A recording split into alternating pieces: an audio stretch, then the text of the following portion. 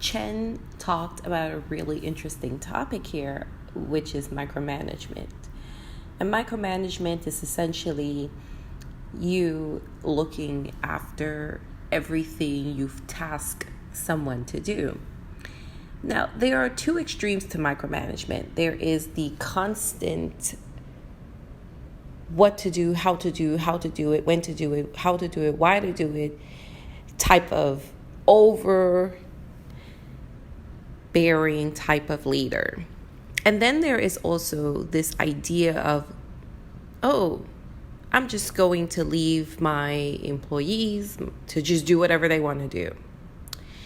And then a week later, they come back, they don't know what to do. Or 2 weeks later, you come back and nothing is done and you're upset. So there is something with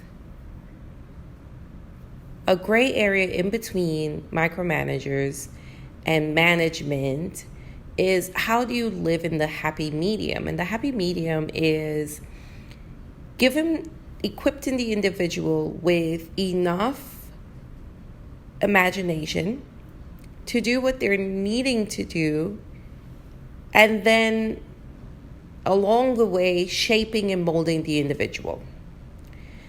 So you give the task, you demonstrate, you show, you train, you teach the task to an industry standard, for instance, not necessarily in Chen's example of what pen to use, how to write the message, etc. But more like, this is what is expected, this is what you should do, this is how we typically do things, and that's it. And letting it go to the hands of the employees, to an employee that is properly trained. I've been in extreme situations where there is a PowerPoint slide presented to some individuals in the room of a task, and then it's expected that this full report should be completed because a PowerPoint was displayed. And then 2-3 weeks later, it's holding employees accountable through these unrealistic task assignments along with a timeline that does not support the individual. So there's a gray area here of going out and doing what you're supposed to do effectively, but doing what you're supposed to do within the same time constraints, and within the same time constraints, having the adequate training, and then further restructuring and readjustment and molding. So it's not that you leave employees and they go off to do what they're supposed to do after you've trained them, but it's actually giving them the opportunity to test out this new idea, to display it and be innovative with it. And then along the way, you cultivate the ideas. So there's a fine line in this micromanagement type of scenario that, yes, there should be standards, expectations, and industry standards to be met. There are real discussions that can happen, such as in this example of Chen's discussion, he talked about the pink tax and what you should do about this. And the ladies came up with a great idea on how to pay it back to the customer. And so the idea is that you give up a part of your control, but allow for the employee to strive. So equip the employee to strive with whatever input you can give, demonstration, training. Then, with adequate time, you ensure that the employee engages in fulfillment. And when the employee comes back with the fulfilled task, then corrective measures can happen further down the line. Not immediately, but this is a great attempt. You find all the good things. Find and search for all the good things. What are all the good things that this employee conveyed? What did they demonstrate? What did they do well in carrying out the task? And where is there room for improvement, slight improvement, some cultivation to the standards, the expectations? Find ways to continuously improve the employee. And over time, you get to engage and assess the employee.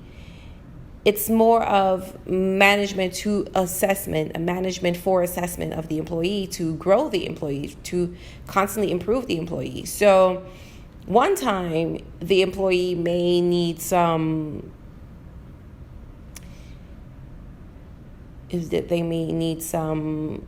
what you call finesse. They need a little bit of finesse around the edges. They are a little, there's some corrective measures that probably couldn't happen. And so you give them the space to do that. And then you train them, retrain them, and help them work through their struggles in a positive way. I know sometimes it's easy to become frustrated and you want to know, like, what in the world is going on? Like, is this person following me? And sometimes it's very difficult to follow expectations of other individuals. Yes, because there is a standard. There will always be a standard. But how do you follow these standards, allow the employee to grow through following the standards, and then allowing them the space for innovation and creativity, yet still ensuring that the job is done effectively? So it's about monitoring and assessing the employee in their achievements, in their growth, and in their development.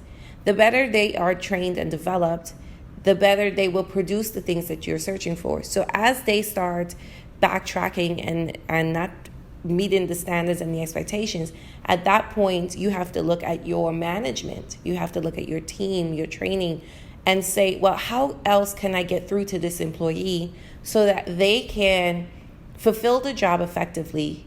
And this is not simply a matter of replacing an ineffective worker, for instance.